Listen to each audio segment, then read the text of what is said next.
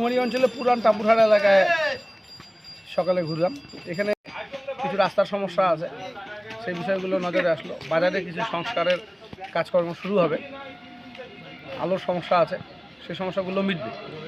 টাপুরহাট বাজারে একটি high mast light আমরা উত্তরবঙ্গ উন্নয়ন দপ্তর থেকে দিচ্ছি, সেটার কাজ শুরু হয়েছে অলরেডি। রাস্তাটা আমরা জেলা পরিষদের কাছে দেওয়ার জন্য আমরা বলে গেলাম, যদি ওখান থেকে না হয় উত্তরবঙ্গ উন্নয়ন দপ্তর থেকেও সেখান থেকে আমরা করে দিই। এই এলাকার মানুষ মমতা বন্দ্যোপাধ্যায়ের প্রতি পূর্ণ আস্থা রেখেছেন বিগত দিনও, আগামী দিনেও তাদের আস্থা অটুট থাকবে।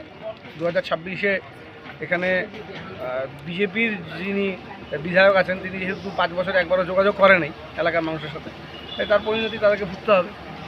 এলাকার উন্নয়নের জন্য মানুষ কাজ করছে। এখানে আবাসের কিছু ঘর কম হয়েছে, এটা নিয়ে মানুষের অভিযোগ আছে। আমাদের বিশ্বাস যে আগামী মে মাসে যে লিস্ট বেরোবে ওয়েটিং লিস্ট থেকে, সেখান থেকে কিন্তু অনেক মানুষ ঘর পাবে, এবং মে মাসেও যারা পাবে না তাদের জন্য ডিসেম্বর মাসে আরেকটা আবাসের তালিকা বেরোবে, সেখানে মানুষ থাকবে।